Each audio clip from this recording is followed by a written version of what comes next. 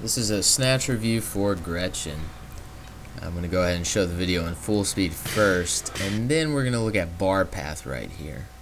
I was able to screenshot this bar path, and as you can see, fairly vertical bar path. If it was directly from the side, you would see a little more horizontal movement, but you definitely keep the bar very close. There's not much horizontal movement after the hip, which is very good.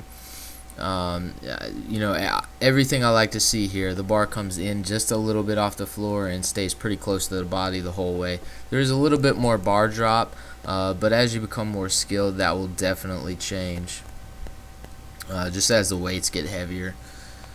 So then we're going to do a little bit of positional analysis here. So right off the floor, right here, I really like this position. Your back's tight, your shoulders are directly on top of the bar. Your weight's, maybe on the ball of your foot, like about to shift back to the heels.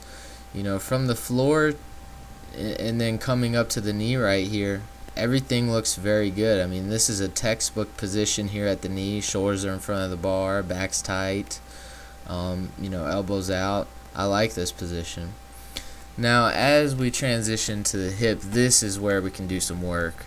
You can see you're on your toes just a little early here in the power position. That power position, I'd like to see you on your heels a little more, and that bar is not quite on top of the hip. I'd like to see it brushing a little higher. Maybe a wider grip would help, but this position is definitely one you can work on.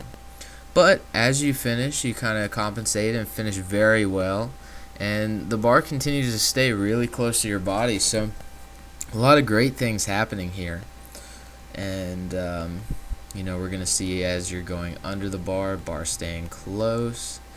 And you're coming to the balls of your feet just a little bit, and we're going to see that more on the miss.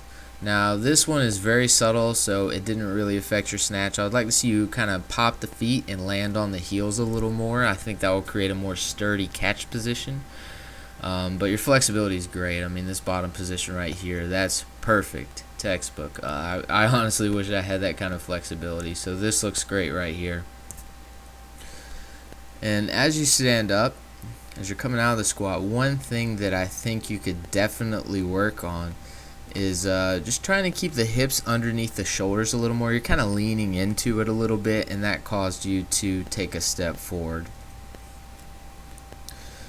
You did catch it cleanly, just standing up with it, you kind of leaned into it a little bit.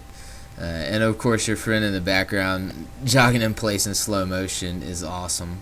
That definitely cracks me up in slow-mo. You'll have to show her this. Now, so that was a make. That was good. Everything was pretty solid with that one. Now we're going to see the difference between a make and a miss here. Again, start position looks great. Those are very consistent with each other. I think if you take the video back, you'll see that they're pretty much the same. And then as you're pushing those knees back, bar comes to the knee. I like this again, textbook. From the floor of the knee, everything is right. So don't change anything from those positions. Now, as you're going to transition from the knee to the hip here, notice the bar is kind of a little forward, and you don't bring it in as well. And your hips kind of come to the bar, causing your power position to be a lot further forward. So it's exaggerated even more here, you being on the toes. And basically, your tendency while you finished on the toes was to land on the toes. Your feet never really left the platform here. And so you can see your heels are off the floor here.